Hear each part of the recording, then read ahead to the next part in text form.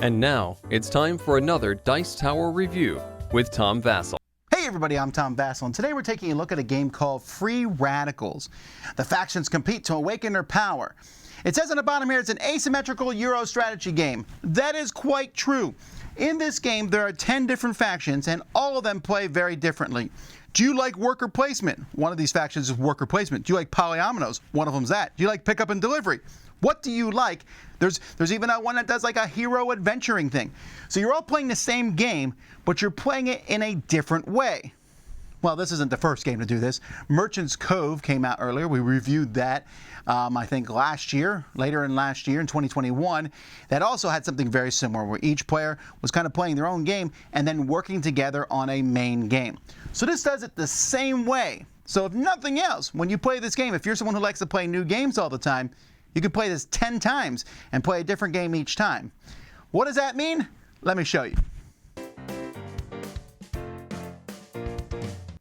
At the beginning of the game, each player is going to pick what faction they're going to be. So you're going to pick a color. So let's say you're playing purple. Then you're going to play either the Paladins or the Adventurers. If you're going to play yellow, you're playing the Underground or the Artisans. Red is the Executives or the Farmers. Green is the Merchants or the Hoteliers. The blue is the Entertainers or the Couriers.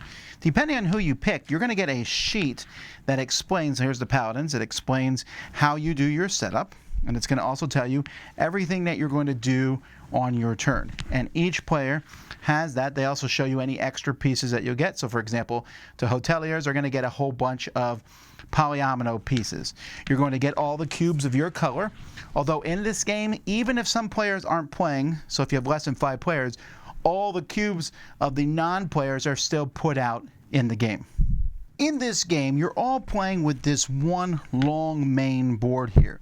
You're all going to be looking for resources. You have carbon, titanium, and hydrogen, the 3 different colors here.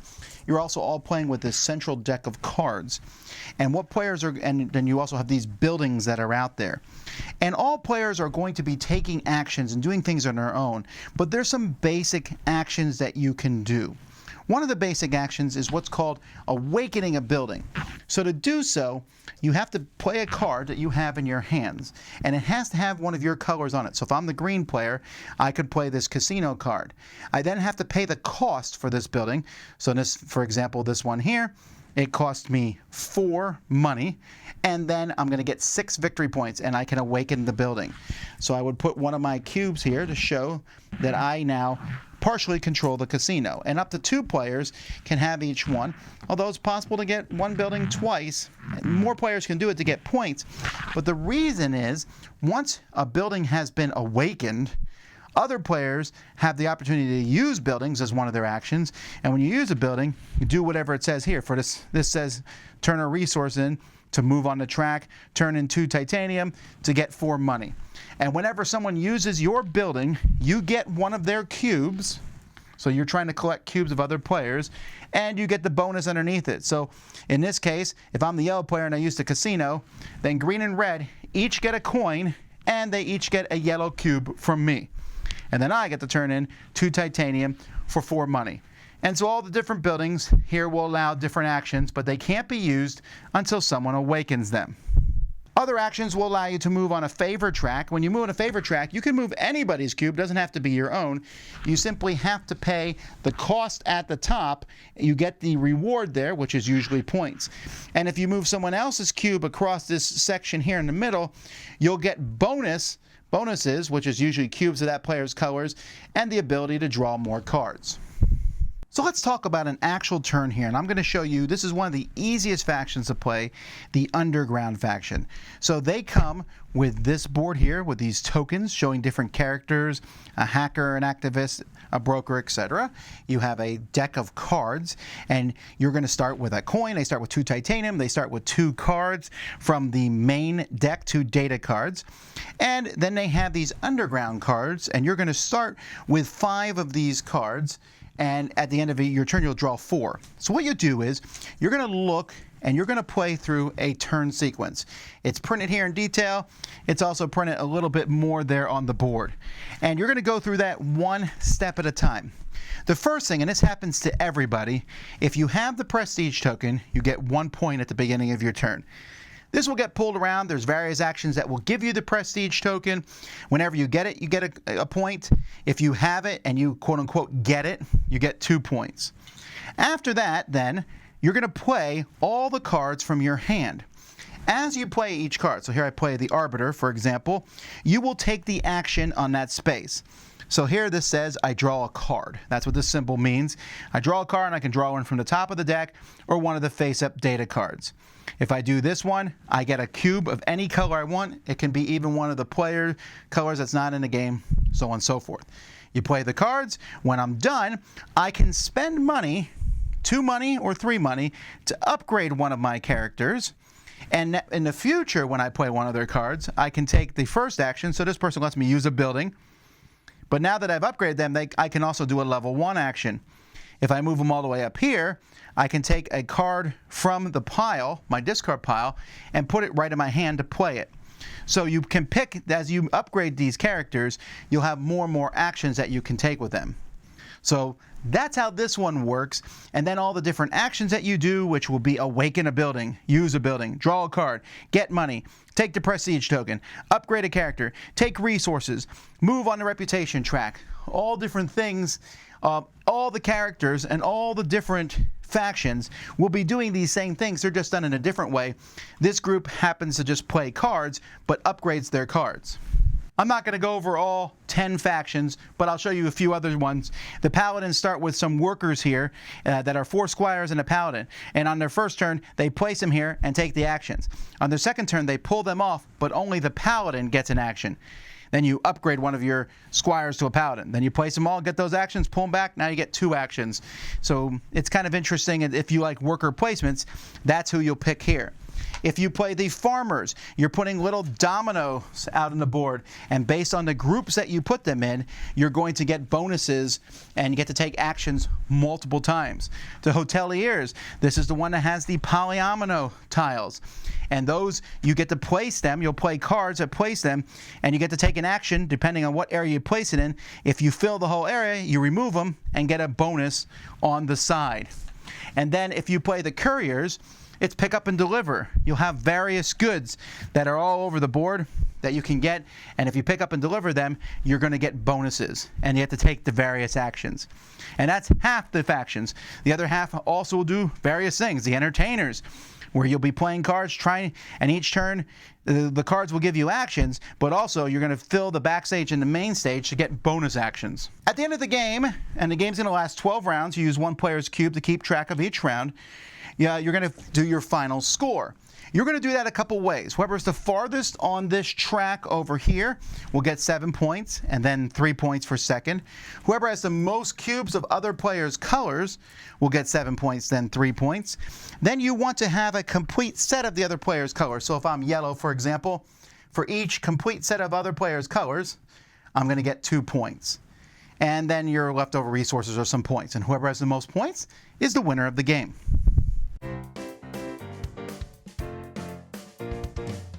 There are a lot of pieces in this game. This is kind of a mishmash of pieces. Actually needs to be sorted out some.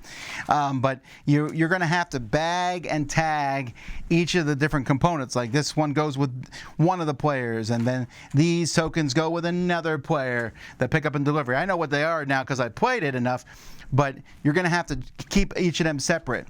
The components for the game itself. So the artwork's fine. It's kind of this neo-future, brightly colored, neo-punk future, and that's fine. I do like these sheets, although you may want to laminate the sheets that tell you how to play, if only because they're going to get handled and beat up very much so. But I will say it's one page for every player. It tells you how your turn works, and it gives you all the details and information, and I haven't had anybody who didn't understand how theirs worked yet.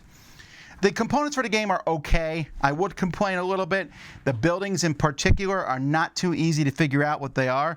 And I should mention it's kind of important because each player has one building that does something different for you than everyone else. So for example, for this player, it's the company Spire. Most people, when they go there, get 2 cubes of any color, but this person gets 1 point for each asset type in their headquarters for that player. And I found these to be a little difficult to see on the board.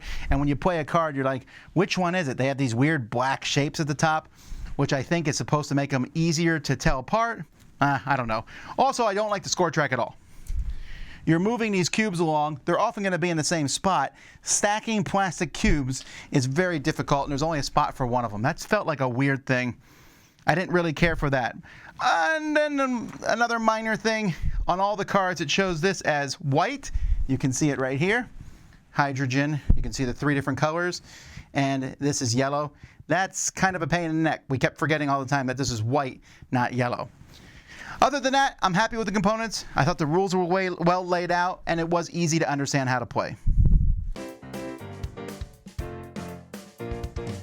It's kind of an interesting thing here to look at this game because the draw of the game is 10 different factions. So how different are they? They're pretty different, but not always. There's a couple factions that are similar. Like the one faction, the one I showed you in the video, for example, where you play cards and upgrade them. Then there's another one where you play cards and put them in theaters. They're similar. Now, the pickup and delivery one feels very different. Some of them are easier to play than others, and I kind of wish that they had given them a star rating like 1 through 3. I think, for example, the pickup and delivery takes more effort to play than, say, the Knights, where you're just putting out the Knights and pulling them back. But as you play this game, you'll feel each time you play that you're playing kind of a different game, but a basic version of that game. So I don't know where to begin talking about this in that regard, but I have to talk about the asymmetrical part because that's the hype of the game, and that's kind of whether you'll like it or not. Do you want to play a different game every time you play this? You're going to really like this. But there's a couple caveats there. First of all, is the fact that this is one of the most multiplayer solitaire games I've ever played. I did not care what anyone else did in this game almost ever. Since their main board doesn't really affect you. Yes, there's that prestige token that you steal from each other, which almost feels like it's in the game so that we have player interaction, but essentially it's okay, I'm taking it from you. Okay, here, have it. And then there's moving the cubes. And the game even's like, if you move someone else's cube up, you get bonuses. But very rarely do you want to do that because you want your cube to be the farthest ahead. And those bonuses aren't that great. You take cubes from other players when they use your buildings, but those cubes, losing those cubes doesn't affect them. It only helps you. And not once ever playing this game, and the multiple times I played it, did I ever say, I'm not using that building because it helps you. No, I needed to use the building. If it helps you, well, that's too bad. So there's like a little bit of player interaction, but you're like head down on your board playing your game. And then Susan's head down on her board playing her game. And Bob's head down on his board. And Kristen's head down on her board. And everyone is just focused on their board. You may love that, or you may hate it, but you need to know that's the way this game plays. Very much. Now, I have no real strong opinion on that. I was okay with it, but I could see some people not liking it. Where I'm not as okay on is, I always tell people when they play this game, and you're like, yeah, it's great. And I said the same thing about Merchant's Cove. What if the whole game was just one faction? So let's say everyone played the polyomino faction. That's the whole game. We played that plus the middle part of the game. Would I like the game? And the answer is, I would find it to be a very, very mediocre game. That middle game of awakening a building and using a building, and then you have the tracks you're fighting on, that's all that's in the middle, and then some cards, it's not that exciting. So this is the exciting part, your thing. And so this needs to be great, and the fact is, all of them are okay versions of better games. There's a better pickup and delivery game. There's a better polyomino game. And you say, yes, but here you have 10 in the same box. I get that. And if that's your attraction, then you want this. But when I'm playing it, since we're not really interacting with each other that strongly, then do I really care? Do I really care that we're playing different games? Since you don't affect me much at all, I'm playing my own game. The only thing that affects me is I go, well, yours looks more fun than mine, or yours looks less fun than mine, whatever it might be. And definitely, I think I could almost do a top 10 of the rankings of this game of playing through them, because I think some are more fun than others. Although that's going to depend. Do you like putting the dominoes out? That doesn't particularly interest me, so that faction's not interesting for me. But the upgrading cards one, that one I like. That's why that's the one I showed you. So it's kind of a mishmash of all that. And to me, at the end of the review, I have to say it's okay. I don't think it's a bad game, but it doesn't excite me that much. I've gone through, I've seen the factions. I've not played all the factions, but I played several, and I've seen them all, and they're fine. It's cool. It's neat. But if you ask me how the base game plays, I'm not interested in that at all. That's not that exciting. And the other little games, they feel like snippets of another one. This is almost like when you get a snack box, a snack crate, and you open it and there's a little snack. You're like, that was pretty good. I wish I had more of that snack. Oh, I guess I'll eat this one. That's how this feels. This feels like it's a box of movie trailers for other games. Again, I have to give credit. The designer of this game, Nathan Wall, manages to make them all. I don't feel like any of them is more balanced than the other, although I mean more powerful than the other. I do think that some are easier to play than others, but I think that they're all fairly balanced. And that's neat that there's 10 in the box, and if you want that variety, you're there. But beyond that, it feels the slightest bit lacking. There's just a little bit, collect resources, make buildings, and get into. That's not as exciting. So it's a cool thing, as I thought Merchant's Cove was a cool idea, but it's not one that I'm really on board with playing all the time. So that's Free Radicals. I'm Tom Vasel. You've been watching the Dice Tower. Dice Tower Judgment, a neat idea.